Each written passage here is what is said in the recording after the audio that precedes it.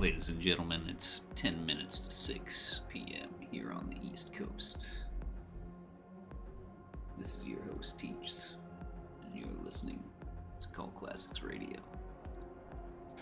Now, today, I want to do a little bit of a discussion before we kick things off with Valheim and whatnot.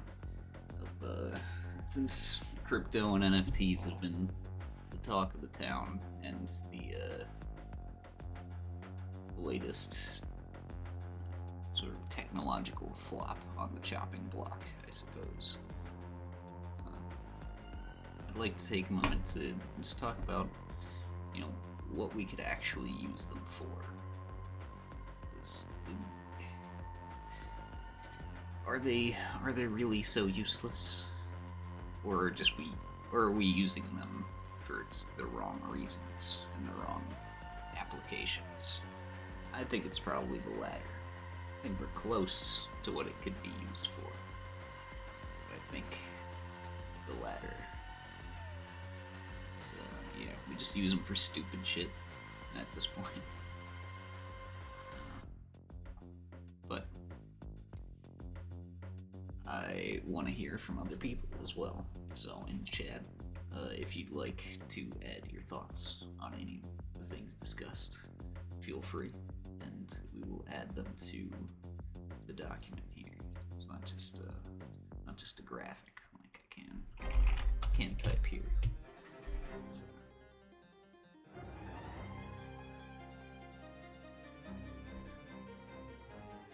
Yeah. So.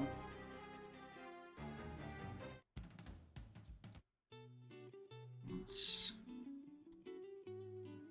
turn down a little bit more so I can hear somebody else, and we'll open it up because we do have a guest of my brother. So. Oh? What's going on, Tom?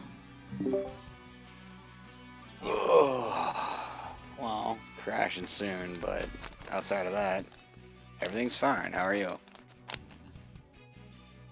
Doing okay, all things considered. Yeah, fair enough. So, that you had something that you wanted to discuss. Yeah. What was it? Well, there's been a lot of talk about, NFTs, losing their footing, and, the crypto market crashing.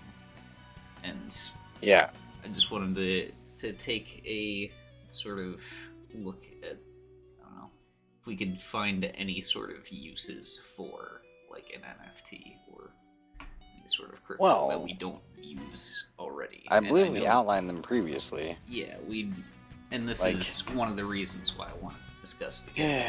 Yeah, an NFT is a good idea for a digital marketplace in order to give somebody a good that they have exclusive ownership of.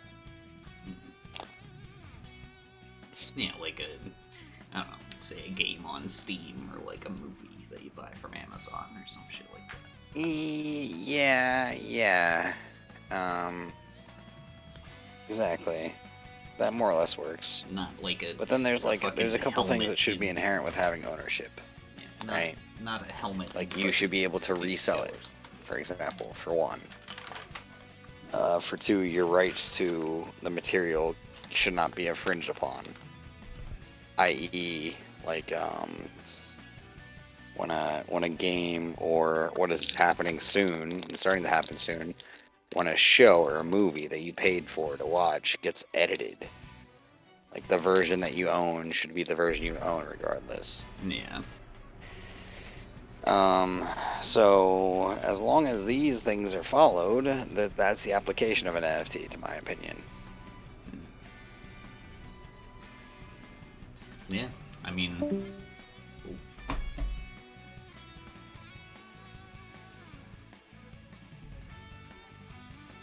and we lost him. But yeah, pretty much what I've had on the screen gives you some ownership to digital goods, and yeah, that's really it. That's all it should have to be.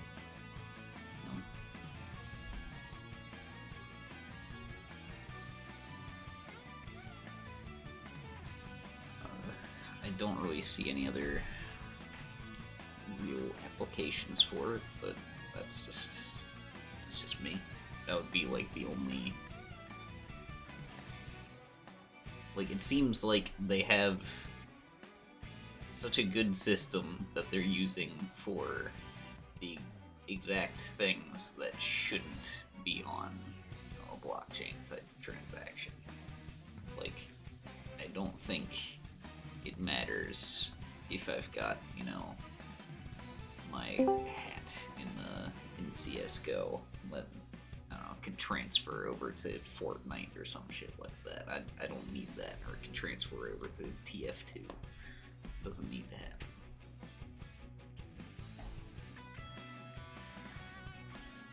Welcome back. Yeah.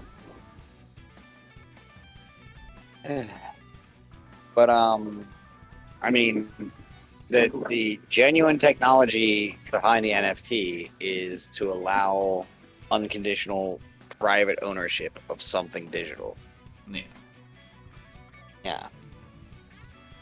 And they're gonna collapse because the initial, I mean, honestly, right? The initial application of NFTs was basically just to create another coin, basically. Yeah. Yeah. But it actually, I don't know. It unlike the fucking coins, they actually have a purpose other than speculative trading. But if only they could be Sort of. used for, it's like we're right there, but instead of making it so that we can sell our used games back to Steam when we're done, at like a discount or some shit like that.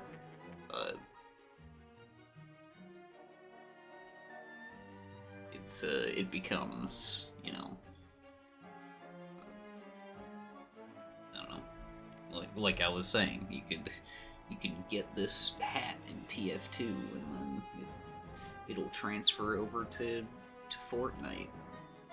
It won't, but that's what we want to do. And the market's never gonna do that. No, and nor should they, because then if they actually were to implement something like that, every game would be the same. We're headed that way anyway, but yeah, exactly. Yeah, and I don't know, that's why the term the Ubisoft game is the moniker of yeah, most AAA games today. right. Well, I mean, this is the thing. All technology emerges, and people have a lot of expectations for it, but then it finds its niche and then remains there, right? Yeah. Like outside of preserving food, how much of the aluminum foil market is actually participated in by the general public? Not much. Unless you're a chemist trying to make some thermite. Sure, or ecstasy, depending on your clandestine level. Yeah. But NFTs are gonna go the same way. Like they started out with this broad appeal, and essentially, really what they started out as was like the Bitcoin version of the art trade. Yeah. And that never had any reasonable appeal because there is such a thing as the print screen button. Yeah, or right-click save as. Exactly. Which I don't know. Granted, a lot of web pages can and do remove that. I don't know why NFT sites don't remove that functionality. Sure, but screenshots are forever. Yeah. Sure. Yeah. So that part's nonsense, and like very few of the images I've ever seen being NFTs would be things that you would want to use somewhere else, and therefore like require the application of your copyright that you now own because you own the image. It's real dumb that way.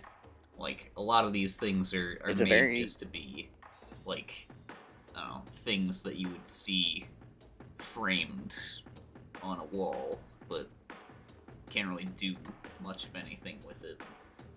other Well, than the technology is good, but it started out the industry was entirely a get rich quick scheme. yeah, Like create an NFT that somebody wants, sell it for a high value, profit. yeah, That was basically the model up until recently. I mean, it started immediately, but the understanding took time that hey, print screen defeats this. And then and also like most of the NFTs that have been created are not things you want to use again. So therefore you're not, you don't need to actually get permission to apply them or something. But their genuine application is in the realm of digital goods and gaming, which is good. It's a good place for them that functions. But yeah, I mean, I don't think this used game thing that you proposed is ever going to happen because oh, there's no damage to the product by having it be used in terms of a digital game. yeah.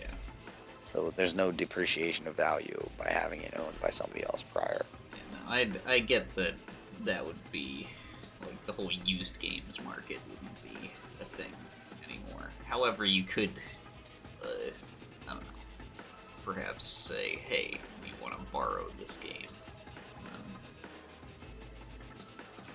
I lent That's you a my that's a fucking thing.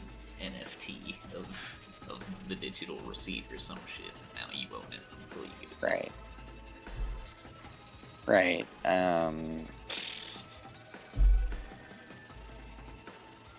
Because like that's a mess. And that's a dead thing nowadays, like borrowing games. it is. Yeah. Well, I don't think the existence of NFTs is going to revitalize that market because the industry has no incentive to go by that. Yeah, But that is a function they could serve genuinely. yeah, More realistically, it's just going to be um, a function of the market for trading digitally owned content. yeah, Yeah. And I mean, producers of the content are not going to go on the NFT train that lets you like resell. Like, they're not going to make that store. However, an independent third party could create that store and that should function. Yeah. But we're probably 2-3 years out from that happening. Well, Yeah, that'd realistic.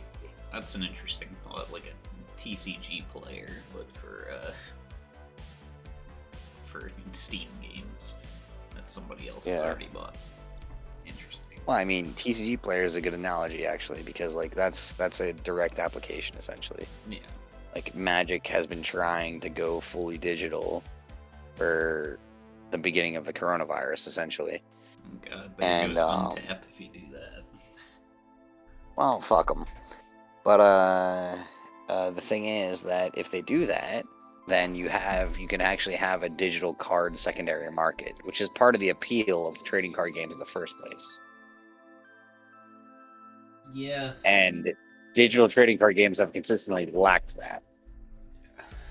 So, I mean, I don't know. As much as I'm not the biggest fan of, speculative markets and whatnot, at least you can speculate on Magic cards and have it be productive, yeah, and this would give you the opportunity to have that digital thing kind of function. And you also have more data to speculate on. Yeah, the funny thing is that this has already existed, not the NFT part, in MTG Online for like 10, 20 years now. Huh. But not much ever was made of it. I think the aspects of like a collection and resale system would make this all a lot more viable. Yeah, I mean, but that's basically the only purpose they could serve, to be honest. Like, it's literally just a system for managing transactions of digital goods. That's it. Yeah. And the only digital goods worth having are cosmetics in video games or cards in a trading card game that is digital. Yeah. could be like a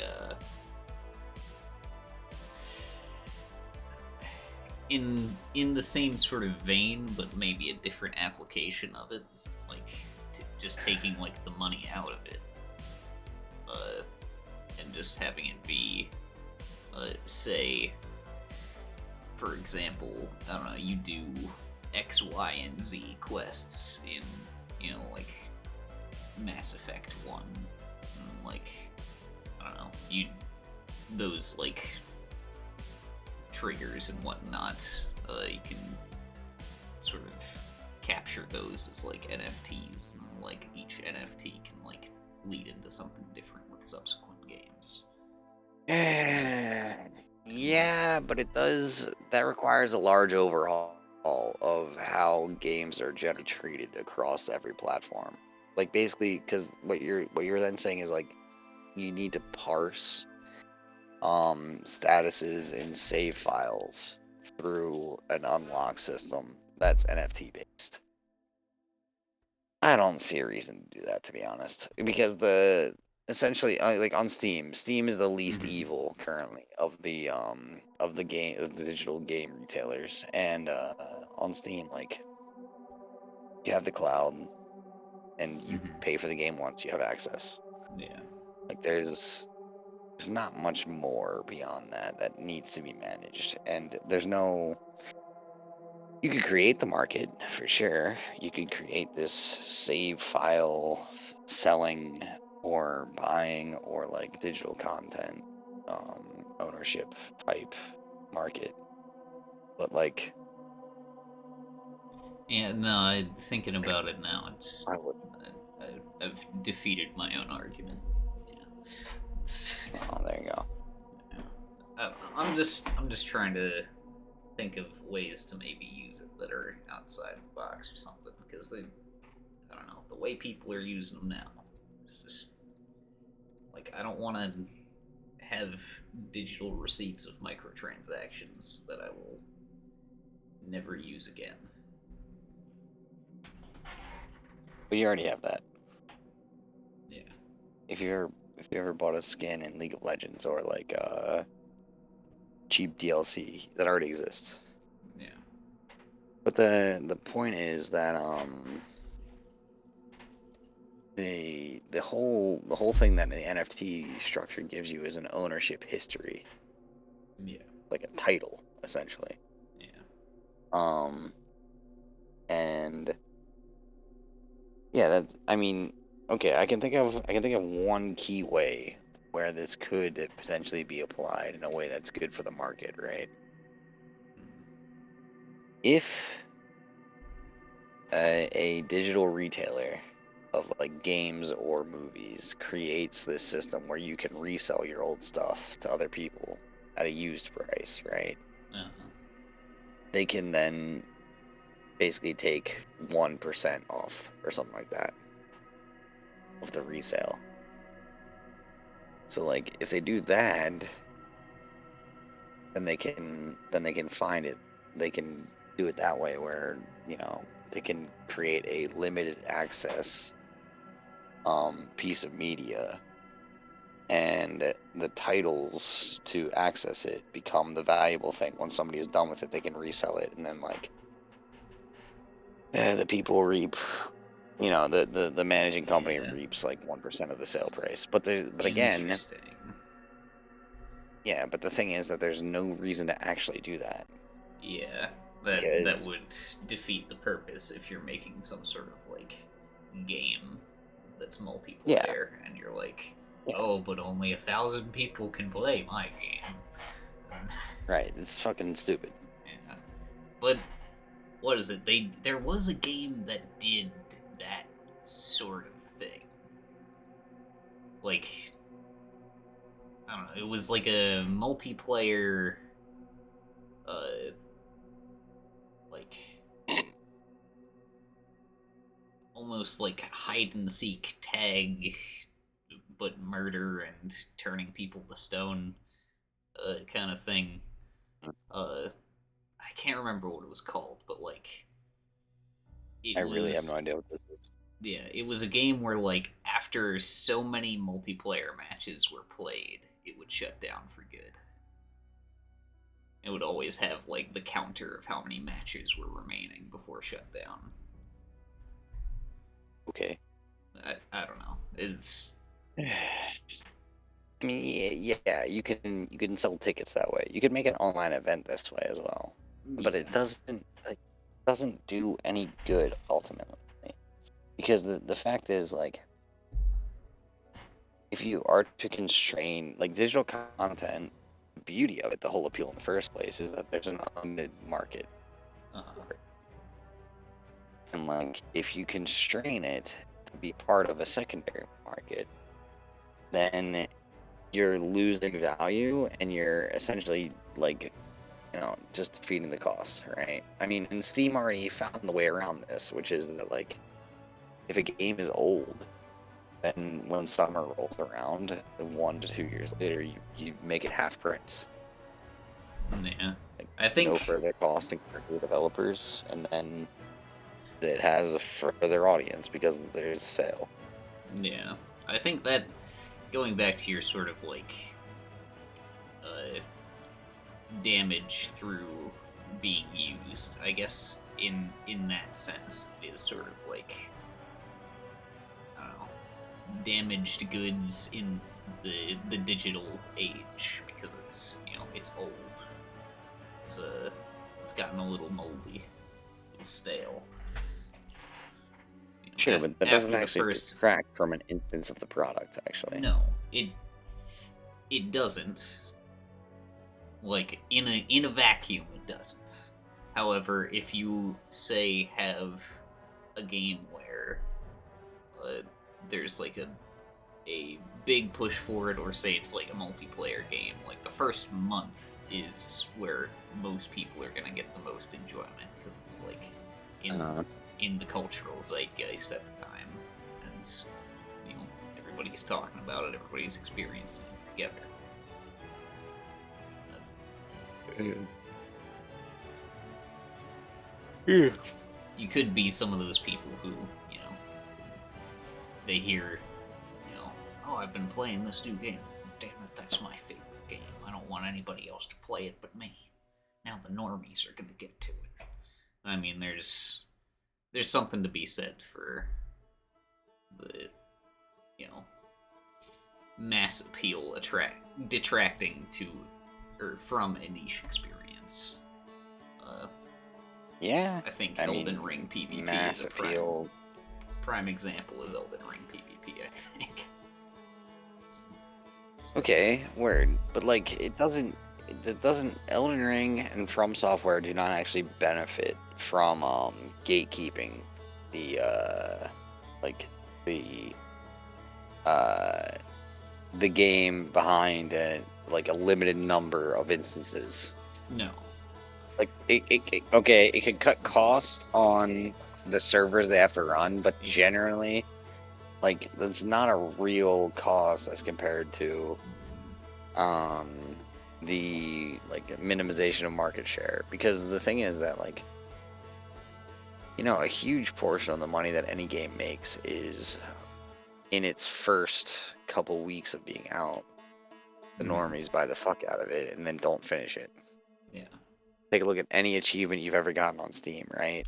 Yep. For a lot of games, the finishing the game achievement is like less than 75% of players Oh, for the most part. far less. Well, it Like again most, depends on taste. yeah, but I would still say most games like finish the game achievement is like under under like 60 or even 50%. Like Yeah, I don't know. I thought I was bad with not finishing games, but holy shit. you are. No, you're right. You're right. Yeah. Yeah. I mean, and then, if you have a niche taste, then it's even worse. Yeah, Like, I mean, Ancestors Humankind Odyssey might have been the worst offender of this. Let's just take a look at the achievements and and all of the yeah. So the first achievement, which is just finish the tutorial only has 80% of players. Which that's, There you go. yeah. And then, what? The next achievement goes down from 80% to 32%. Yeah. And finishing the Right. game is at 2%. Yep. Yeah. So that's the thing. Like, most people wouldn't return a game until they've either, I mean, there's two circumstances when you return a game, right? Mm-hmm. You either started playing it and decided it's not for me, or you finished everything you wanted to do with it and you no longer can get any more value out of it. You don't foresee yourself replaying it, right? Mm-hmm. The second case is like that tells you didn't make a good game. Yeah. Every game that I like, I will eventually play again at some point. That's been consistently true. Yeah. So, yeah. So I guess this is my argument for like applying the NFT structure to entire pieces of media. I think is kind of universally flawed in that regard.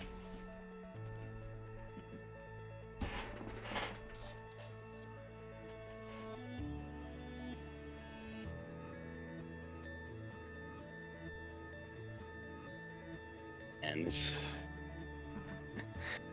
the neighbors across the street really don't do anything to assuage the belief that they sell cocaine.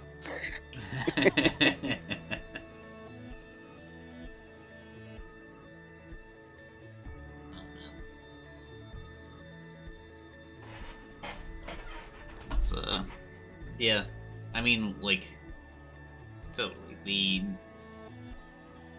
The powers that be, like, the industries at large, like, they don't really benefit from any other use of NFTs other than the ones they're, like, using now, because it's the most granular.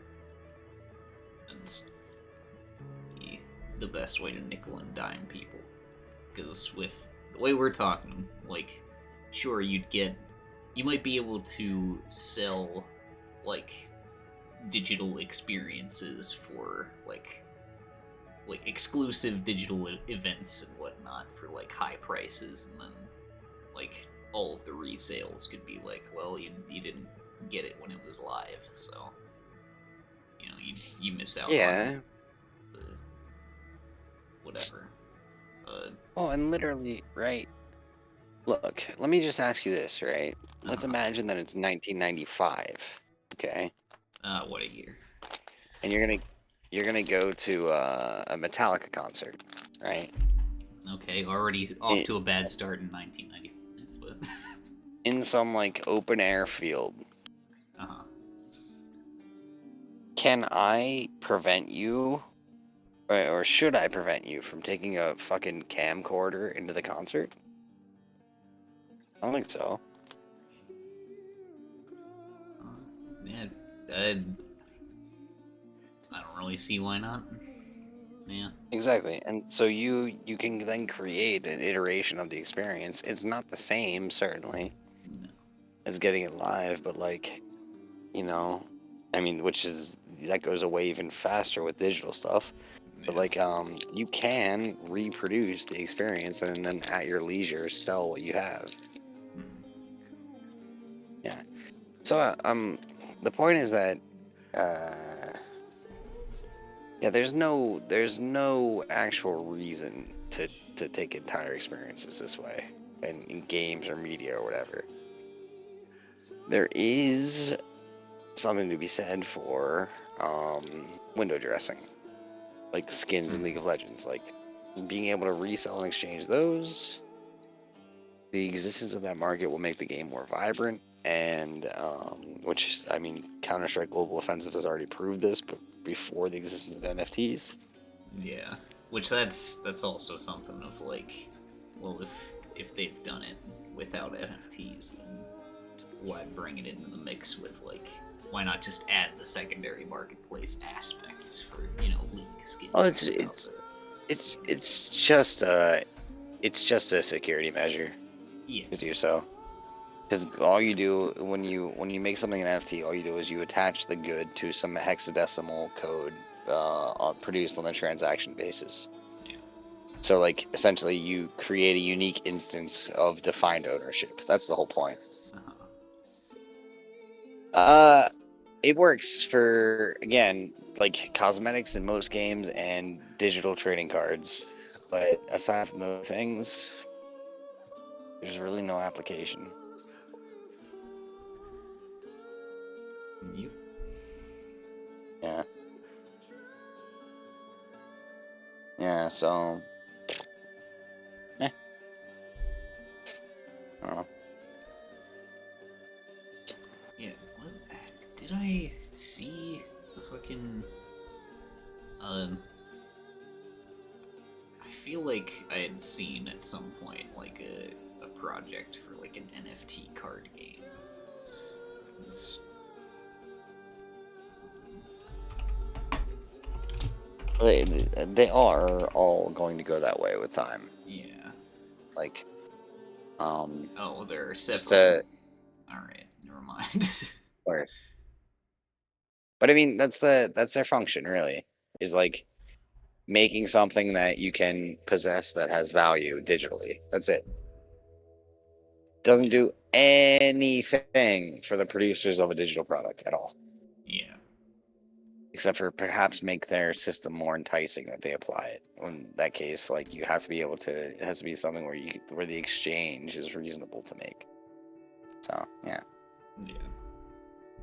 Yeah. yeah. I mean, I don't know. We already have the best version of this, right? Hmm. Like the Steam already provided us the best way to approach the digital marketplace for like pieces of media.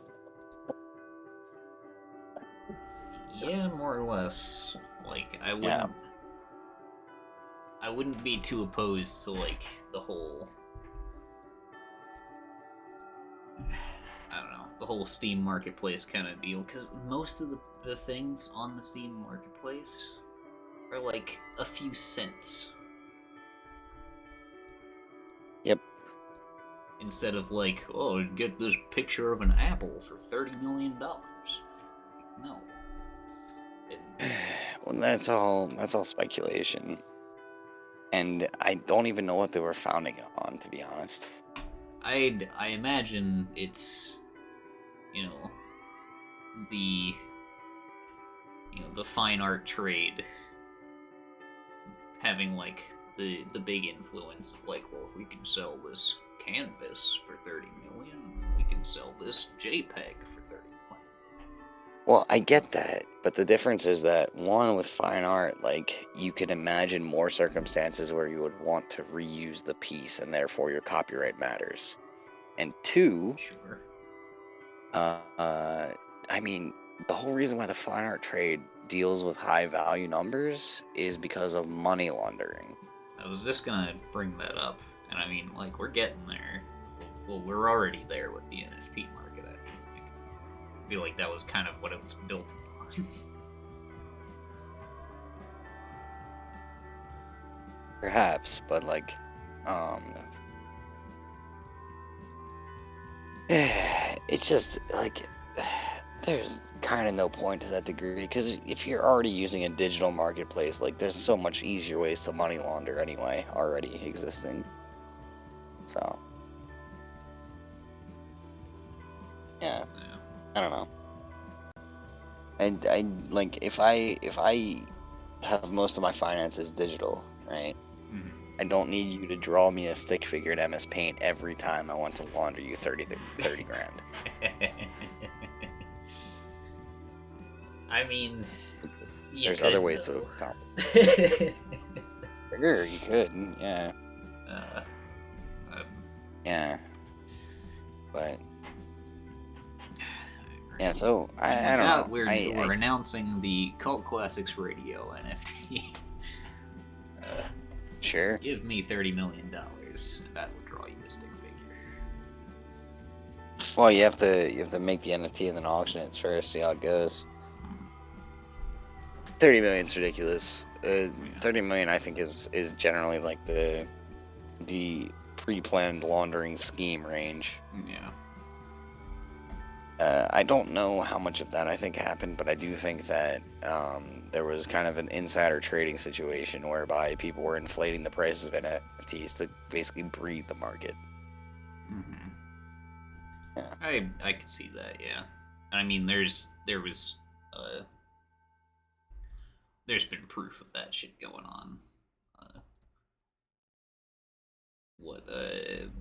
Some Ordinary Gamer and CoffeeZilla are two channels that go over a lot of those sort of crypto scam kind of deals. There you go. Yeah. Yeah, so its legitimate value comes from and exists only in the realm of digital markets. So.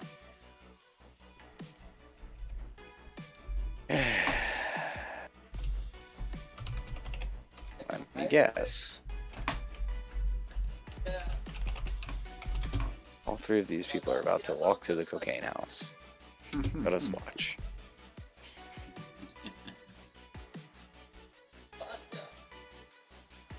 Oh, that's one.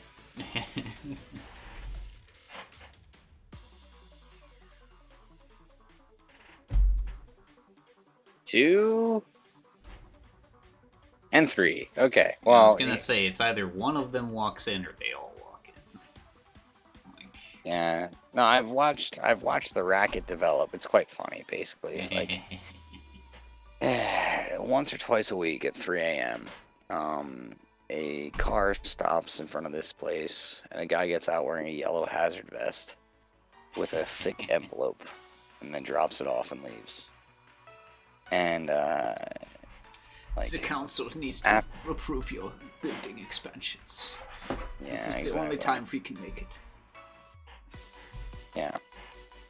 And then, like, throughout the rest of the week, like, basically, undesirables with expensive cars come by and leave. Fucking hell. Like, it's the most obvious fucking, like, it's terrible, honestly. Like, if you cared about being a discreet drug dealer, like, this is the worst way to go about it, so. Yeah. But whatever. Well, I don't know. That seems to be the cocaine crowd. Is anything but discreet. Yeah. Anyway. So, yeah. I don't know. Do you have any more thoughts on that? Because otherwise, I don't think it's that interesting on the topic, because I honestly really do believe that NFTs were, like, the classic fad, basically. Yeah. They'll find their niche, but, you know, it's very specific. I just wanted to more so, like, probe, you know, my own brain, other people's brains, to see if we could, like, come up with anything else that these could be used for, because otherwise it's like this or they're useless. I mean, that's fine if they only have one use, but I want them to at least have one use. Yeah, but that's not the case. I mean, like it's not like I'm invested in the future of NFTs. I could give a fuck if they go under and are never used again. But, right. You know, somebody worked to develop this technology. It'd be nice if they got used for something. All they did really was learn to attach the blockchain to an item, like a digital item. Yeah. Well, I mean, and I get that, and I don't know. I'm saying more so the blockchain technology, because cryptocurrency as well is even more useless, in my opinion. Crypto, like a currency using that technology is actually not as bad. It's basically like, what is a currency? But something where you know, you have it because you have it, basically. And that's the whole thing that crypto has done. It's created coins where you have it because you have it. Yeah, but at the end of the day, what do you have? And that's what people are like. It is entirely speculation of how much it's worth. Yeah.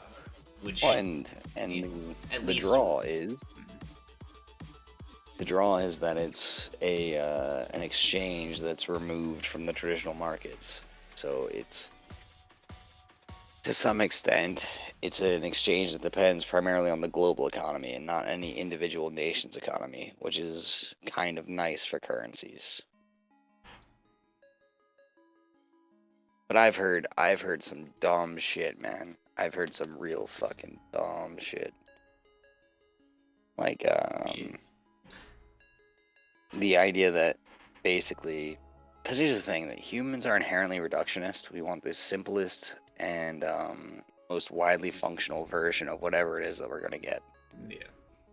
And then I've heard arguments that, like, the way going forward in terms of currencies is that you have, for example, gas coin and Ugh. grocery coin, No. and that the Please, God, no. industries agree on their standards and the currency that they're dealing with primarily, and they will exchange these between industries at whatever the value is set to be. Yeah, That's fucking dumb. That's overcomplicating money. Which, Yeah, there's a and it has nothing to do with like and like and the guy making the argument was saying that, like, I'm not arguing this for the general user, I'm arguing this for industry users. And it's like, industries are not that different from people, dude. First of all,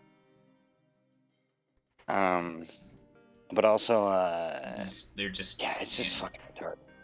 big multicellular people without morals. That's what they are. Yeah.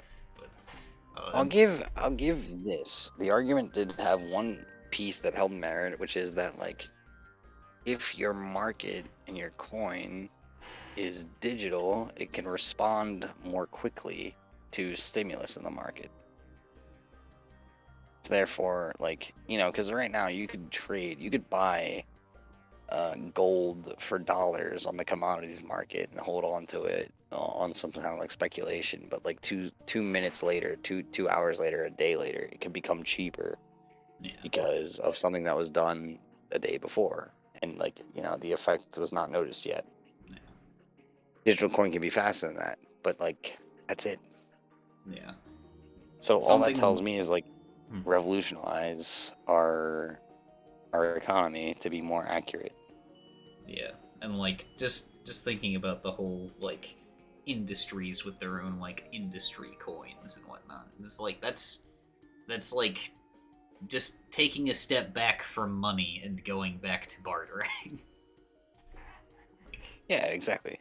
It's like, I thought we made money to avoid bartering. Why are we going back? Like, yep. I sort of, I don't know. Conceptually, I like the idea of bartering more than money, but like practically, money's just more useful, unfortunately. Yeah, I mean, functionally, like, bartering is retarded. Yeah. Now let me swap back to the PC. Gotcha.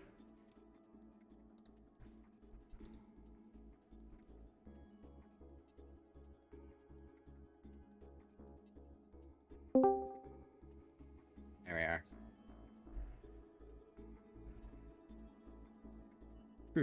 But yeah.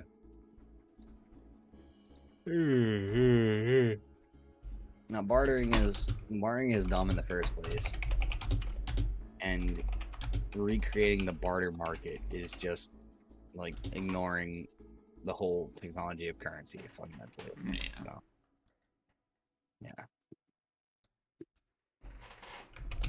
Yeah.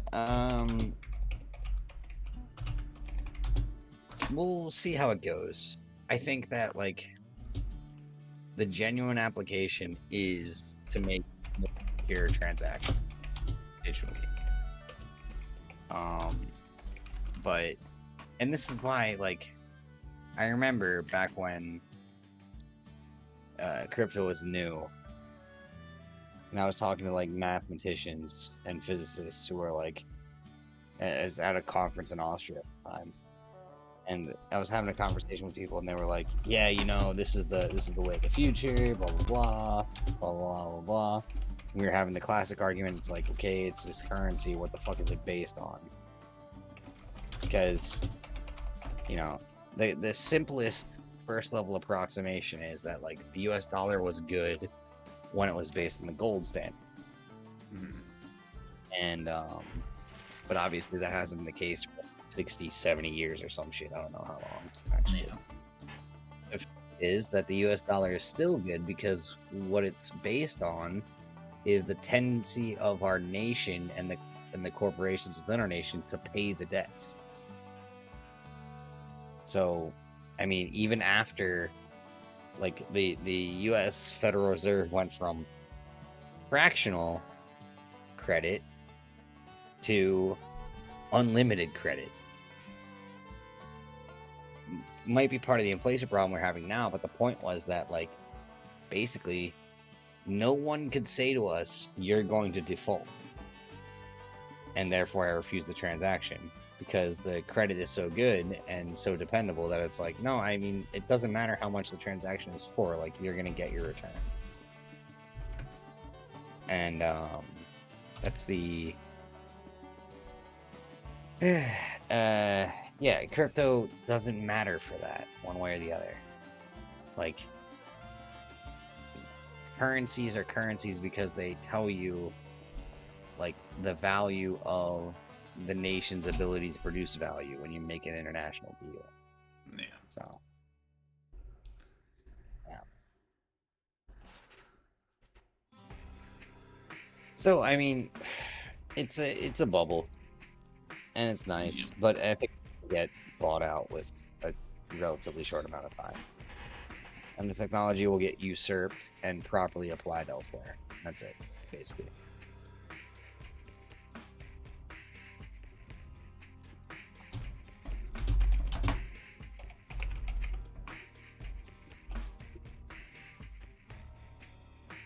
And Maybe not. yeah, I don't know. I think it won't last as long as people are. I don't think it's the future of money or video games. Yeah, the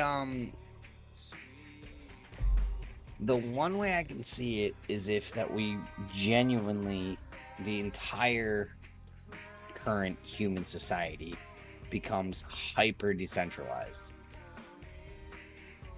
and you get these sub communities where it makes sense for them to trade in individual coins. That's the only place where I can see it being like consistently applicable for the future.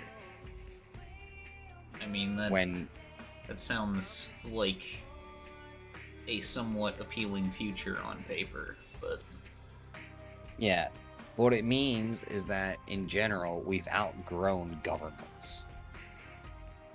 which that's gonna take a while yet. Exactly. So I think the technology of blockchain transaction reinforcement is good generally. And I am one of the people that's hesitant to endorse the idea of the government having control of this. But like, I really don't see a viable path in general for decentralized currencies existing simultaneously with centralized currencies. Like, there's no point. So fuck it. Yeah, Eh, like I feel like it's gonna calm down after a while, and there will probably be like one or two cryptocurrencies that end up sticking around, Sure. and then You are know used what's for funny? international transactions. What's up? Yeah. Well, the funny thing is that the exchange of cryptocurrency is based on the fact that the history of transactions can't be edited because the algorithm can't be de-encrypted, essentially, and fucked with, Huh. right? But you know what happens 100% of the time with encryption? It gets decrypted. Eventually somebody cracks it. So yeah. So it's a nonsense expectation, I think. I mean, I'm not an expert on the math behind cryptocurrencies, but like encryption doesn't last. Eventually you get yourself a fucking Navajo code talker and you're in business. Yeah, then you're really fucked. Yeah. So, yeah. But yeah, there's also like the only other thing I wanted to touch on with this is because I've heard this like, okay, it's this now, but it'll be this later, which is better, and then we can talk about like whether it'll be good or not, or viable. But I've heard a lot of talk about like proof of stake versus proof of work. Are you familiar with the difference, or? I imagine it's a matter between like what equity in something versus hours given. That's what it sounds like. Well, I found a graphic that the site CoinDesk has given me that has like a useful breakdown of like. Just give me a short version. Well, I'm going to. Okay. So, proof of work supposedly uses cryptographic puzzles and computational power to mint blocks to the network and ensure transactions are valid. They require a large amount of computing power and energy. Nodes compete with each other to add blocks to the blockchain. And when a node operator adds a block of data to the network, they're typically given a reward in firm cryptocurrency. So this is crypto mining, basically. Yeah, for proof of work. Okay. Which is the bad one. The proof of stake, which everybody's like jizzing their pants over, use capital accumulation and deterministic algorithms to mint blocks and ensure transactions are valid. Requires a moderate to large amount of capital investment. There's no competition between nodes, and node operators receive rewards for proposing or attesting blocks assigned to them by the blockchain. I don't quite understand what it's saying there. To me, it sounds like the difference between mining crypto versus buying crypto, really.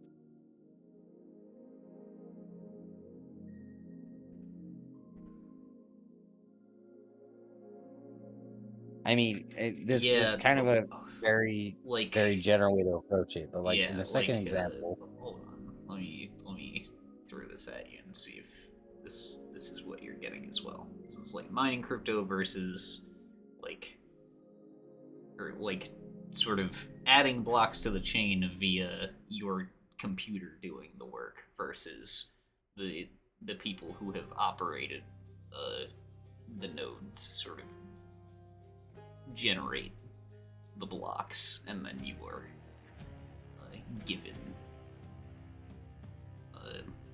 or I don't know, you acquire blocks via yeah, you buy into it. Yeah. Yep. Okay. Exactly. Yeah. Like based on what you just said, like that's it. That's all that's going on. All right. So. And this is stupid in like multi-dimensional levels to make this distinction or call one better than the other, because the thing is it's just the fucking processes of like deciding how much market exists and then adjusting how much market is demanded for. Yeah. But it's entirely artificial. That's the problem. And like, there's a fair argument to be made, like, okay, but all currencies are basically artificial now, which is kind of true. But the thing is that they also come with a guarantee, a nation's guarantee that here this can be exchanged for tangible goods. And like, for that to be functional in this mining versus buying market doesn't matter. You have to get everything to adopt it and let it be liquid into other asset forms. And that hasn't happened. And it will take a long time for it to happen. And if it does happen over that long period of time, then it's essentially just another currency. Yeah. So, yeah, how did you say it initially? Like, what did you call this distinction? Oh, proof of stake versus proof of work. Right, yeah. Proof of stake versus proof of work. It's an ancient. It's literally supply versus demand. That's it. It is fundamentally. Yeah, But the thing is that, more like, or less. the work and the proof of work side is literally just producing the currency. Yeah. You're just minting. And you know, in all other aspects, supply and demand comes down to literally how much of this resource is available to the market because I need this for something else. Yeah, crypto's kind of far from ever being tangible in that regard, which is the issue. Yeah. Like it would change a lot if you could buy a sandwich with Bitcoin, you know. What some places, I'm pretty sure in like LA and shit or New York, Sure. like, there are places where you can do that. I know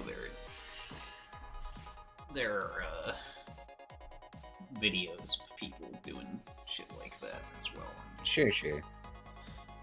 No, I don't doubt that we're going that direction, that option is available.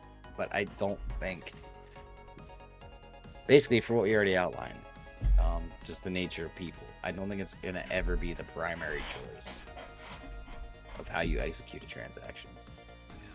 It's just so much fucking hassle when I could just hand you $5. Sure, which you wouldn't do anyway. You would just put your card on the thing and wait till it goes beep. Yeah. Also do that. Like, this is it's a funny thing to consider that I think some people are missing when they talk about this subject, is that like the currency market has already existed and developed so much. Like, Bitcoin has a lot of fucking catching up to do if it's gonna be anywhere near as applicable to daily life. And it could get there, but it just hasn't. And these kind of like these discussions are not progress in that regard. It's interesting, but it doesn't change anything. Mm-hmm.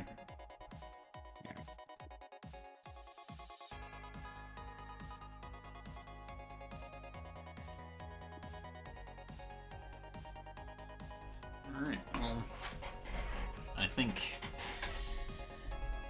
that was a pretty good talk. It's longer than I expected to get out of it. So, yeah.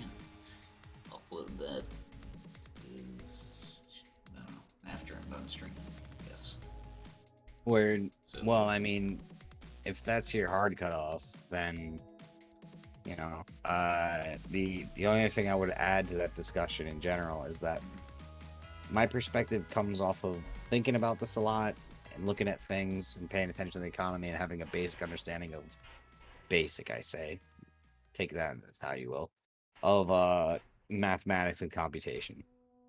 I don't intend or pretend to be, you know, somebody whose opinions on this matter are like expert, you know. I think that's worth saying. So I admit that I can be wrong about these things, but like, from my experience, I see no reason why I would be. Yeah, and I mean, like, it's... I don't know. I feel like for something like this, the average person's opinion kind of does matter. Because if it's going to get off the ground, it needs, like, a widespread adoption. And adoption is waning very fast. Yeah. and like good. I don't care. Fuck crypto and fuck NFTs, but like it again. If we're truly gonna make a useless technology, then it's a bit disappointing. But we haven't, right? I mean, And I mean, I get it. There is the use, and we've outlined what the use is. It's just that they're taking it to the most granular, greedy degree. well, something I've learned, especially in my recent adventures watching Tim Pool, with when he changed from this one guy who was kind of a funny classical liberal conspiracy theorist, which I enjoyed, to this new guy who is really a fucking moron. Is that when people are excited about a technology and they lack the expertise to actually unpack like its genuine applications, Mm-hmm. this is what you get. Yeah. Is the discussion that's like essentially ill-informed and all hype.